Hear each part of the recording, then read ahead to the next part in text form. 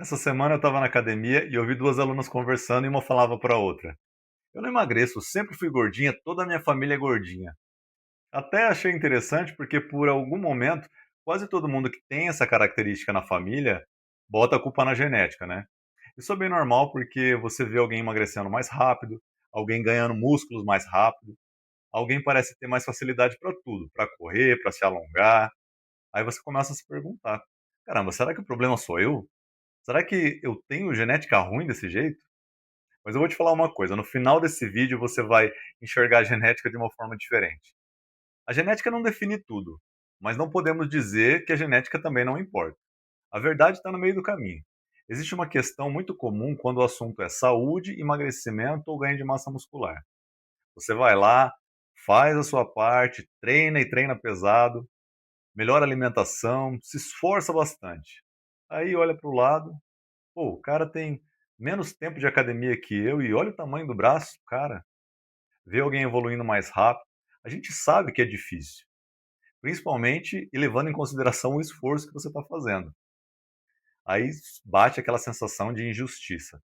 Caramba, parece que para mim tudo é mais difícil. Agora eu vou te mostrar uma coisa que a ciência diz e costuma surpreender talvez muita gente. O pesquisador Claude Bouchard ficou conhecido por estudar justamente como diferentes pessoas respondem ao exercício.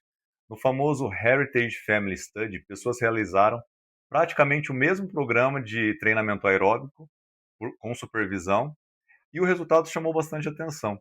Algumas pessoas tiveram uma melhora enorme na capacidade respiratória, outras tiveram ganhos muito menores, mesmo fazendo praticamente o mesmo treinamento.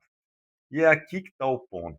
A genética influencia a velocidade da resposta ao treinamento, mas ela não determina quem pode ou não pode melhorar. Ao longo dos anos, trabalhando com treinamento, eu já vi situações bem parecidas. Por exemplo, pessoas começam praticamente juntas na academia, recebendo orientações bem parecidas. E alguns meses depois, uma evolui de uma forma, a outra evolui de uma forma, em velocidades diferentes. Quando isso acontece, a primeira conclusão sempre vai ser: tá vendo? É genética. A verdade é que a genética pode explicar parte dessa diferença, mas não a história toda. Agora eu vou te contar uma coisa muito interessante sobre genética. Você sabia que existem pessoas que carregam genes associados a um maior risco de desenvolver obesidade? E isso sim é uma verdade. Um desses genes mais estudados é o FTO. Mas olha que interessante. Pesquisas já mostraram que a atividade física reduz significativamente a influência dessas variantes genéticas sobre o risco de obesidade.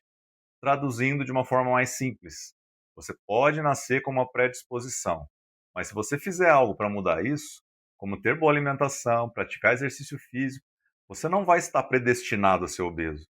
Essa talvez é uma das informações mais importantes até agora, porque muda completamente a forma de enxergar o problema. Você pensa assim: nasci assim, toda a minha família é obesa. Ao invés disso, começa a pensar: o que eu posso fazer com aquilo que eu recebi? O meu pai, quando eu tinha 6 anos de idade, ele faleceu com 33 anos. Ele faleceu de diabetes do tipo 1. Ele nasceu com essa doença. Então ela está nos meus genes.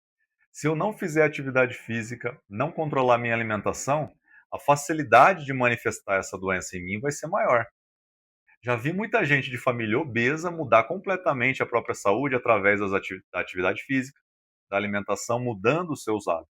O problema é que algumas pessoas caem na conveniência de botar a culpa só na genética. Talvez fazem isso até sem perceber. A pessoa acredita tanto que a genética é responsável por tudo que para de assumir a responsabilidade pelo que ainda não está sob o seu controle. E aqui entra um conceito muito interessante chamado epigenética, que é o exemplo que eu dei do meu pai. Pensa nos seus genes como um conjunto de instruções. Nem todas essas instruções ficam ativas o tempo todo. O sono, o exercício físico, a alimentação, controle do estresse, tudo isso influencia a forma como essas instruções vão ser utilizadas pelo organismo. E é aí que está. Você não consegue trocar os seus genes, mas consegue influenciar a forma como eles se manifestam. E isso é muito mais poderoso do que parece. Quando você vê alguém com um físico impressionante, você só está vendo o resultado, você só está vendo a pessoa lá. Mas você não está vendo os anos de treino, as dificuldades que aquela pessoa passou. os erros e acertos que ela teve, a alimentação, o sono adequado, a consistência, muito menos a genética que aquela pessoa recebeu. Você está comparando uma pequena parte da sua história com a história inteira de outra pessoa. E isso nunca vai ser uma comparação justa. Se tem uma coisa que eu aprendi trabalhando com pessoas todos esses anos, é que ninguém descobre o verdadeiro potencial do corpo. E não é porque a genética impede, não, mas porque as pessoas desistem cedo demais. Dizer que a genética importa? Importa, com certeza. A ciência já mostrou isso. Bouchard já mostrou isso. Diversos estudos já mostraram isso. Mas ela está longe de ser a única responsável pelos seus resultados. Porque ao invés de perguntar, minha genética é boa ou ruim? É melhor dizer e pensar, o que eu estou fazendo com o meu corpo, qual a oportunidade que eu estou dando para mostrar do que ele é capaz.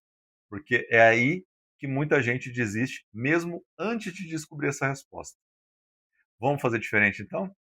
Se você gostou desse vídeo, deixa seu comentário e me conta, você acredita que a genética ajuda ou atrapalha as pessoas a ter resultado? Não se esquece de inscrever no canal. Até mais!